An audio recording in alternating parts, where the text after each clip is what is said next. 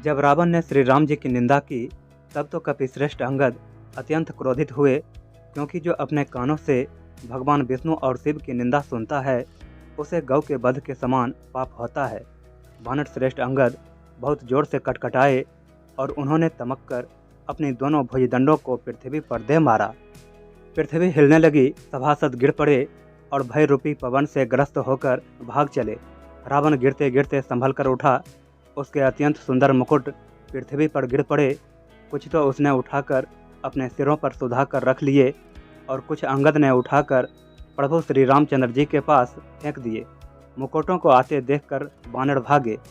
सोचने लगे, विधाता क्या दिन में ही उल्कापात होने लगा, तारे टूटकर गिरने लगे, अथवा क्या रावण ने क्रोध करके 4 वज्र चलाए हैं जो बड़े धाई के साथ वेग से आ रहे हैं। प्रभु ने उनसे हंसकर कहा, मन में डरो नहीं, ये ना उल्का हैं, ना वज्र हैं और न केतु या राहु ही है। अरे भाई, ये तो रावण के मुकुट हैं जो बाली पुत्र अंगद के फेंके हुए आ रहे हैं। पवन पुत्र श्री हनुमान जी ने उछलकर उनको हाथ से पकड़ लिया और लाकर प्रभु के पास रख दिया। ऋछ और बानर तमाशा देखने लगे। उनका प्रकाश सूर्य के समान था। वहाँ क्रोधयुक्त रावण सबसे क्रोधित होकर कहने लगा कि बंदर को पकड़ लो और पकड़कर मार डालो। अंगद यह सुनकर मुस्कुराने लगे। रावण फिर बोला, इसे मारकर सब योद्धा तुरंत दौड़ो और जहाँ कहीं ऋछ बानरों को पाओ वहीं खा डालो। पृथ्वी को बंदरों से रहित कर दो और जाकर दोनों तपस्वी भाइयों को जीते जी पकड़ लो। रावण के ये कोप भरे वचन सुनकर तब युवराज अंगद क्रोधित होकर बोले, तुझे गाल बजाते लाज नहीं आती?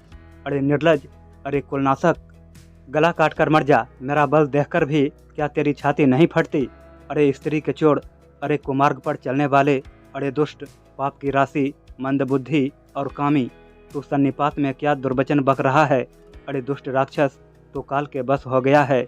इसका फल तू आगे बानर और भालुओं के चपेटे लगने पर पावेगा। राम मनुष्य है, ऐसा वचन बोलते ही अरे अभिमानी, तेरी जिभें नहीं गिर पड़ती?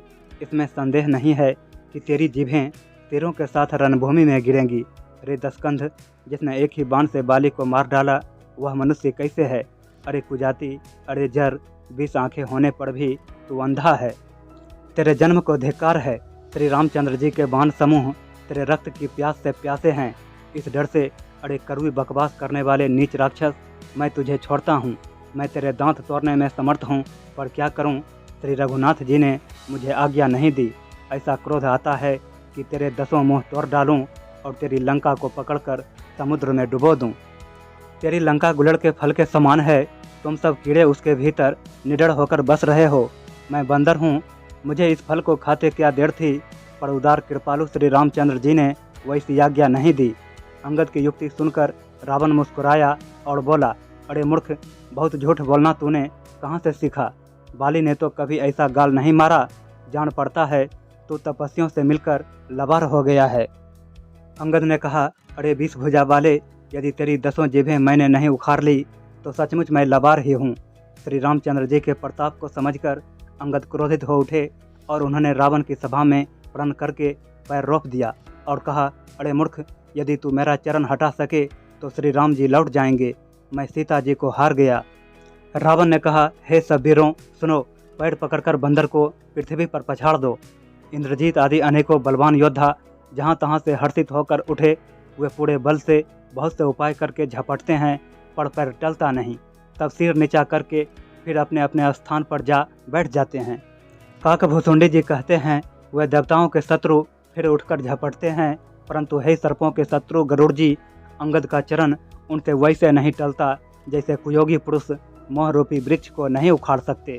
करोड़ों वीर योद्धा जो बल में मेघनाद के समान थे हर्षित होकर उठे। वे बार बार झपटते हैं, पर बानर का चरण नहीं उठता। तब लज्जा के मारे सिर नवाकर बैठ जाते हैं। जैसे करोड़ों विघ्न आने पर भी संत का मन नीति को नहीं छोड़ता, वैसे ही बानर का चरण पृथ्वी को नहीं छोड़ता। यह देखकर शत्रु का मद दूर हो गया। अंगद का बल देखकर सब हृदय में हार गए।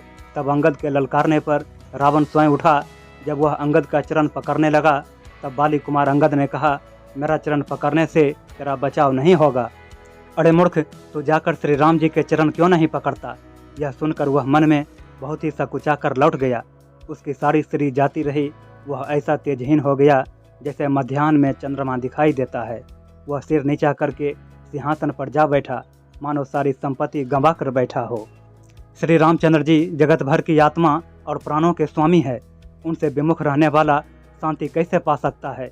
जिन श्री रामचंद्र जी के भूरी लिबास से विश्व उत्पन्न होता है और फिर नाश को प्राप्त होता है, जो तृण को वज्र और वज्र को तृण बना देते हैं, उनके दूत का प्रण कहो कैसे टल सकता है। फिर अंगद ने अनेकों प्रकार से नीति कही, पर रावण नहीं माना, क्योंकि उसका काल निकट आ गया था। शत्रु के गर्भ को चूड़ करके अंगद ने उसको प्रभु श्री रामचंद्र जी का सुयश सुनाया और फिर वह राजा बाली का पुत्र यह कहकर चल दिया, रणभूमि में तुझे खिला खिला कर न मारूं, तब तक अभी क्या बड़ाई करूं। अंगद ने पहले ही उसके पुत्र को मार डाला था। वह संवाद सुनकर रावण दुखी हो गया। अंगद का प्रण देखकर सब राक्षस भय से अत्यंत ही व्याकुल हो गए।